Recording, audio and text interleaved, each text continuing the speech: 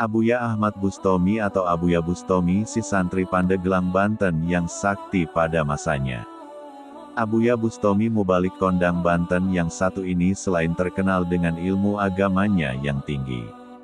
Abuya Bustomi juga dikenal memiliki karomah kesaktian yang sangat luar biasa. Tak heran jika semasa hidupnya Abuya Bustomi sangat dikagumi oleh para kiai bahkan ditakuti oleh para jawara Banten kala itu. Pada era Soeharto menjabat sebagai Presiden Republik Indonesia, beliau dikenal sebagai ulama yang rajin mengkritisi kebijakan pemerintah pada saat itu.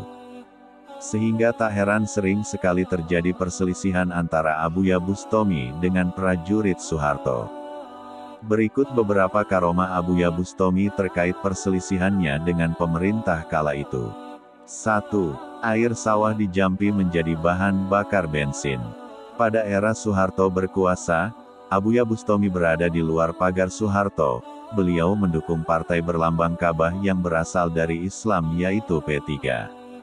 Selain sebagai kecintaannya kepada Islam, dukungannya ke P3 adalah sebagai lambang perlawanannya kepada Soeharto. Ketika masa kampanye P3 tiba, hari itu seluruh SPBU mendadak tidak ada bensin, mungkin suatu kesengajaan agar kampanye P3 jadi terhambat.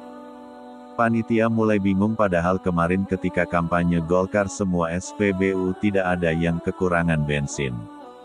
Akhirnya Abuya Bustomi memerintahkan para peserta kampanye yang membawa kendaraan untuk mengambil air sawah untuk dijadikan bahan bakar bensin. Awalnya banyak yang tidak percaya, namun akhirnya keyakinan kepada Allah melalui orang yang dicintainya, membuat para peserta menuruti perintah Sang Abuya. Benar saja hari itu pun seluruh kendaraan dapat berjalan sampai selesai kampanye hanya berbahan bakar air sawah yang dijampi oleh Abuya Bustomi.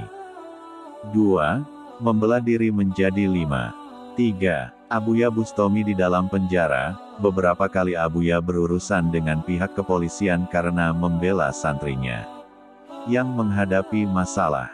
Bahkan beliau pernah dipenjarakan karena hal itu.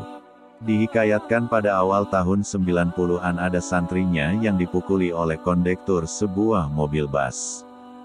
Kemudian puluhan santri mencegah bas itu, sehingga terjadi perkelahian yang mengakibatkan seorang kondektur bas mengalami luka berat oleh santri. Akhirnya pihak manajemen bas itu melaporkan santri Al-Hidayah ke pihak kepolisian. Sebagai pengasuh pesantren, Abuya Bustomi bertanggung jawab atas apa yang telah dilakukan oleh santri-santrinya itu.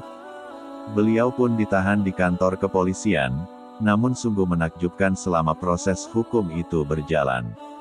Perusahaan bas itu mengalami kerugian yang sangat besar, sebab para penumpang yang enggan menaiki bas itu.